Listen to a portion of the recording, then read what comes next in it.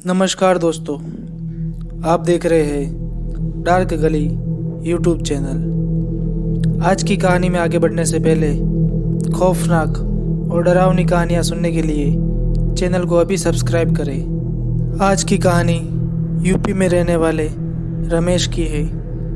तो चलिए बढ़ते हैं आज की कहानी की ओर। रमेश मुंबई में जॉब करता था और वो मुंबई में अकेला ही रहता था। रमेश को हर 6 महीने में छुट्टी मिलती थी तो वो अपने घर जरूर जाता था। आखिरकार 6 महीने के इंतज़ार के बाद वो समय आ ही गया था। रमेश ने ट्रेन की टिकट ली और बैठ गया ट्रेन में। ये काफ़ी लंबा सफ़र था। रमेश अपने गांव के रेलवे स्टेशन पर रात के 10 बजे पहुंचने वाला था, लेकिन लेटे लेटे रमेश की कब आँख लग गई पता ही नहीं चला। जब रमेश की आँख खुली तो रात के 1 बज रहे थे और पूरी ट्रेन खाली थी। ट्रेन एक सुनसान रेलवे स्टेशन पर खड़ी थी। यह ट्रेन का आखिरी स्टेशन था। रमेश को काफ़ी चिंता होने लगी कि अब क्या करे, लेकिन सुबह तक इंतज़ार करने के अलावा और कोई रास्ता भी नहीं था। रमेश स्टेशन पर इधर उधर घूमने लगा, लेकिन उसे वहाँ कोई नहीं दिखाई दिया।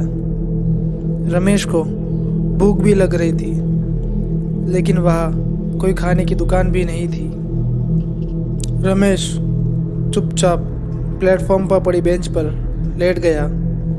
तभी लेटे लेटे रमेश को प्लेटफॉर्म के लास्ट में एक पेड़ के नीचे एक आदमी बैठा हुआ दिखाई दिया तो रमेश उससे बात करने चला गया। पास जाकर देखा तो वो आदमी नीचे मुंह करके बैठा हुआ था और समोसे बेच रहा था। रमेश की सांस में सांस आई। चलो कुछ तो मिला खाने को।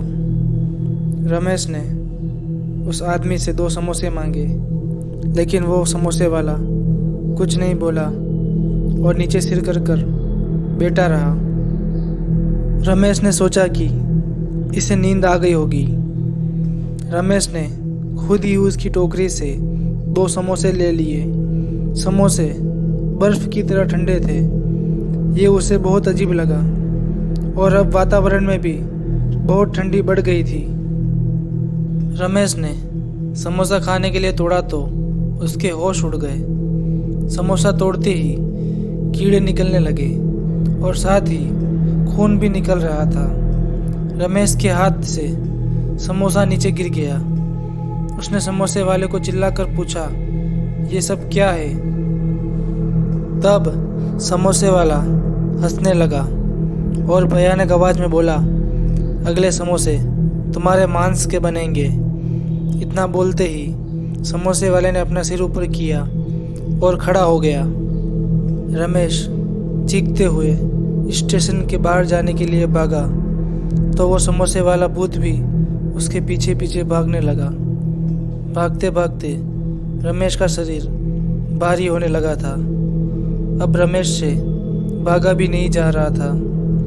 अचानक उस समोसे वाले ने छलांग लगाई और रमेश के कंधे पर आकर बैठ गया और रमेश के सिर के बाल नोच के उखाड़ने लगा।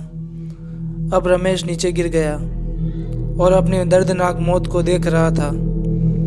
तभी रमेश को दूर से आता हुआ एक साया दिखा।